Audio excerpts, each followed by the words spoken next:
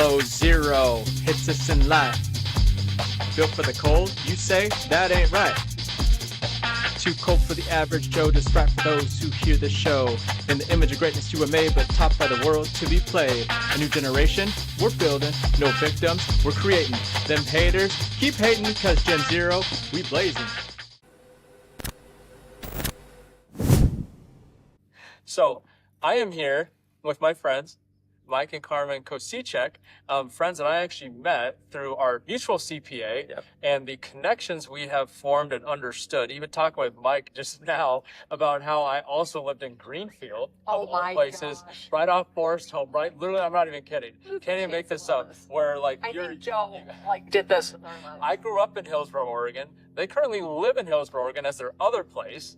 And I'm like, I've been in Arizona. We're right now in is this technically Tucson? Yeah. Okay, this is gorgeous. I absolutely love the view, and it's beautiful outside right now in April. Yeah, so gorgeous. I'm just so thankful for you guys and your time and just being willing to open up your home and kind of just share with the audience, because the Built for the Cold podcast started because a lot of people were asking me, dude, your story, share on resilience of all the different D's I've gone through in my life without blaming the GOD. Mm-hmm. And as people of faith and people of building businesses and overcoming a lot of different things you've shared earlier, what does it mean to you as far as resilience, especially in this world right now that feels sometimes lost, sometimes isn't sure where to turn? And if you guys could share kind of your experience and life experience, and it'd be great. Really how it started, Mike worked at the Postal Service and I was in school to be a nurse practitioner. And what we wanted was for Mike not to have to work overtime so he could be a dad. And we started with real estate at the time. And just if we could just get one house and make an extra $30,000 a year, he would not have to work any overtime. We would be okay.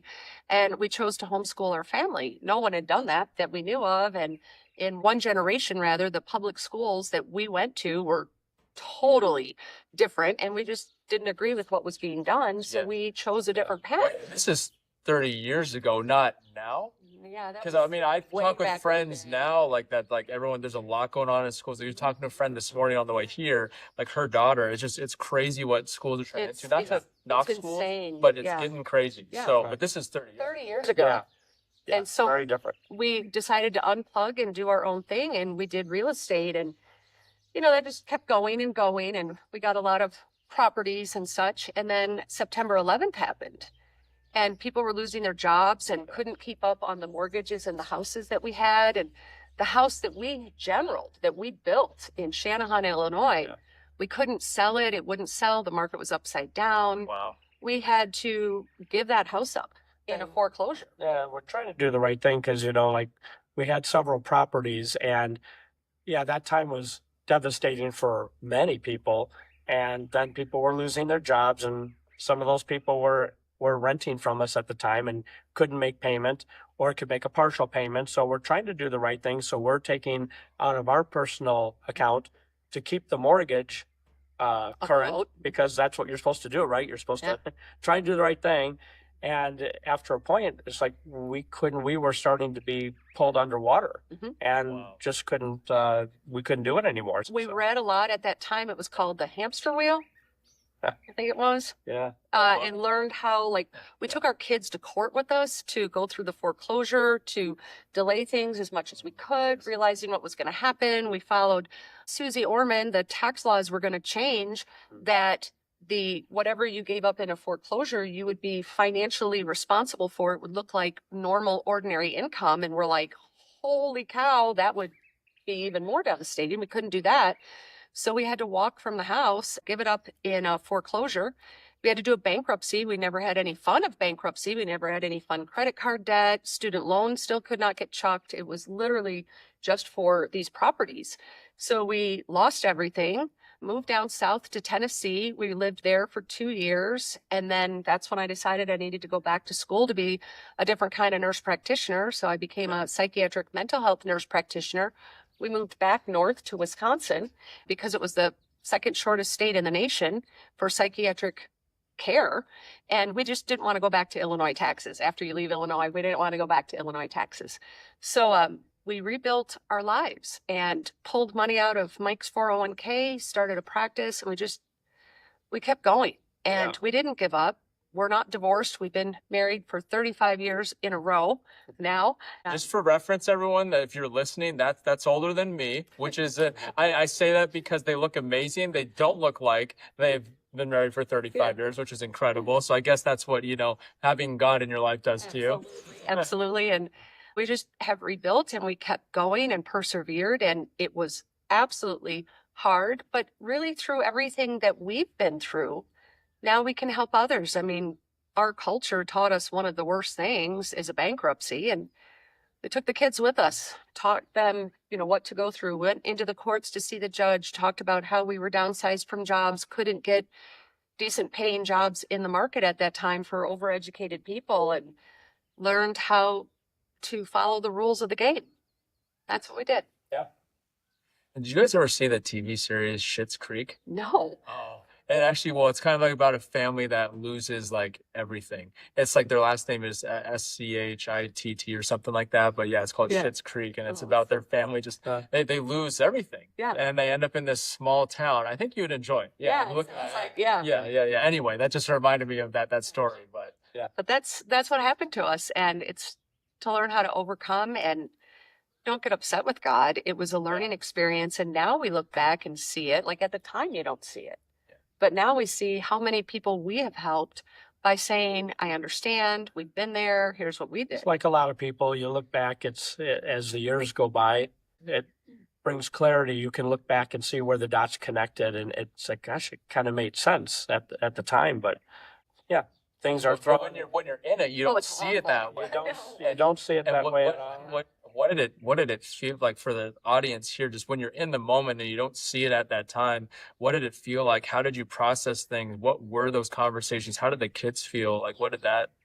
I'd say it's shameful because our culture teaches that you don't do things like this, that it was like, and it wasn't what we did. It was the circumstances. Yeah. I mean, no one had control over that. Yeah. And the shame, the guilt, the desperation of we're trying to keep a roof over our heads. We're doing everything right, but there's not help because we're married with children. If we were divorced, we could have gotten help. But if, we're doing the right thing, but because we did the right thing, we didn't fall into the buckets of where you could get help. And so it was a lot to teach the children, to bring them with us to court, to say, let's go learn about the judicial system, and here's how this works, and here's why we're begging the judge to stay in the house a little bit longer for the foreclosure, and here's where we learned this from, watching television, reading Susie Orman, plugging in with financial people of here is what happens, here's the tax code real world of what's changing, and how does this impact you? Instead of sitting back and woe is me, it was take the bulls by the horn. Like, we have to come out okay. Like, there's not another option. The main thing was, make sure food on the table and a roof over the head.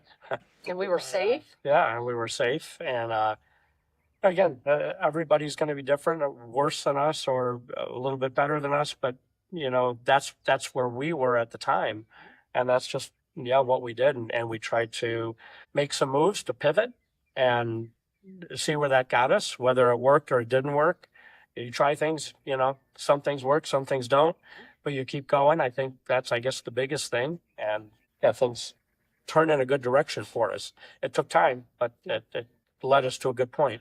You can get out of a bankruptcy, own houses again, multiple houses, businesses, all of that. Once you learn the techniques of being an entrepreneur, you can do it. It's literally learning that skill set, which is very different than of a W-2 employee job, and learning to pick the pieces up and bring it on. What are we going to do? And now we understand why you see all of these people that have tried and failed. Dave Ramsey, all these people. And now I understand. And now they have these big names, this big presence, and obviously people, you can see this beautiful backyard view that they have at just one of their properties, the cars, all the stories and all the things you guys have done now to show the material success. But even beyond that, your faith in God and your ability to just see things and what I appreciate about you two the most is just you don't forget where you came from.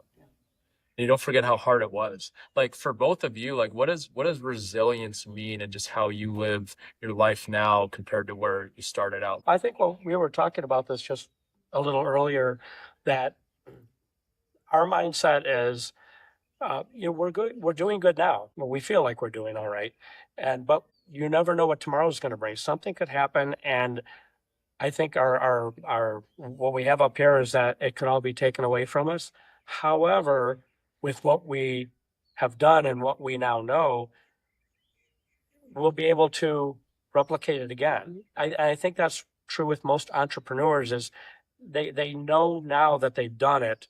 If something's taken away from them, they know how to rebuild it. Yeah. It's not, you're starting over, but you know the process. It's a skill. You Yeah. know that skill set. a lot Yeah, faster. it's a lot faster.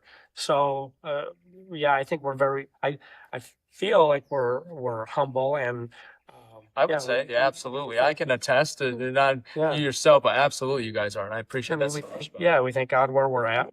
The glory, as they say, it does. It goes to Him, and we're trying to do the best we can with what we have, and trying to pay that forward. But again, if something happens, It happens. It happens, Yeah. and There's a reason. we'll build back again. And so that's just what you try to do.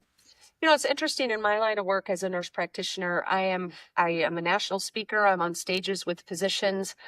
I don't come from a background like this. Yeah. I think the majority of the success that I've had is that my analogies, my examples are real world, like what you were saying, Joe, that you see that we didn't forget where we came from. I mean, my parents didn't grow up with indoor plumbing in the house. They're not that old. Like, we don't come from a very well educated background that most people do in this cycle of medical fields. Like, doctor, we don't absolutely. come from that. And so what we have done together and what we have chosen to learn together and to change our lineage for our entire family, like, this is truly life changing. And not only our biological children, our children, as we call them with our team, our healthcare virtual assistants, like, Because now you're helping and mentoring people like from other countries. Yes. Well, I mean, I'm Filipino, so Yeah. I have a soft spot for the Yeah. Philippines, and you're hiring a lot of people out of the Philippines. yeah, So. absolutely. And they live there. It's not about coming here. They do come, they do travel with us, but it's what can they do in their own country and in their own culture to take from the different things that we're all learning together about different places that we travel. And again, business write-offs. So business meetings in Iceland, Filipinos with us in Iceland. Who would have thought? Yeah. That's business. That's the tax code. Yeah, We're that's talking right. about that. But I think that's what I would like to say. That's what our goal is. That's like, we want to help other people to replicate what we're doing. Not to say that people are going to want different things, right? And but if we can help in any way, we would love to do that. But again, it's to teach those people also, well, how are you going to pay that forward? How are you going to help others then? Once you start doing well and you're achieving success, and how are you going to help others and pull others up along the way? I think that That's in the long what it's run, about. that's Like Mike said before, you don't end this life and say, here's all the flashy things that I have. It's not about that. It's not. about, what did you do? Yeah. Who else did you teach about him? How did you really show your faith? So what's that saying? Like, success is fleeting. It's more about significance. And it really is true. You see podcasts and shows like this, like, of people saying, oh, I give back. And I know a lot of people I wish I had the money to give back. It's not always about the money. It's about the time. It's about the inspiration. It's about the support. It doesn't have to be financial. Yeah. And things really do come. I still work. I still see patients. We're not sitting back. We're working every day. It's almost like, because you've gotten to a certain point, you want people to now experience the gifts that you've received, because then that like, it's way beyond like your own. But it's hard to help people though when we're not in a strong position, because they also kind of see like it's great, but if you're not in a strong position yourself, how can we really help people get to where they are, like we aren't ourselves? It's like what they say on a plane. You have to put the oxygen on you in order to help someone else. And that's exactly here in life, that you have to be helping yourself so that you can then help others. And helping others, Mike and I have so much joy when we have our team tell others of their bonus that they've earned, or they tell them of we're getting a computer. It's more fun when we travel with our team to see them witness things for the first time. Yeah. It truly is like the joy of it for us is to see it through their eyes for the first time. Yeah, absolutely. That's wonderful. Well, thank you, Mike and Carmen, for Yeah, your time on thanks this. again, Joe. And where can people find you, like learn about you, like what you guys do and the businesses you run? And All over social media, NP Vision, so for Nurse Practitioner Vision. You can find us there. Mhm. You can look us up. Our practice is Visionary Psych. Yep, Google my Mike and name. Carmen Kosychek. Yeah. So I'm going to emphasize that because I've been getting the name wrong. So That's not an easy one to Google and look up, but I'm sure you can get it Yeah. there. So, we'll tag it. It's Yeah. all good. So Thank you, Joe. you're very Thank you. welcome. Thanks. Cool.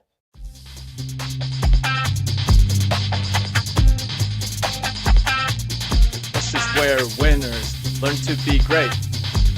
Built for the cold, you say? That damn straight. The lessons, the love, the insights from above. Hope you take them and grow, even with another cup of Joe. Thank you for dropping in and listening to the show.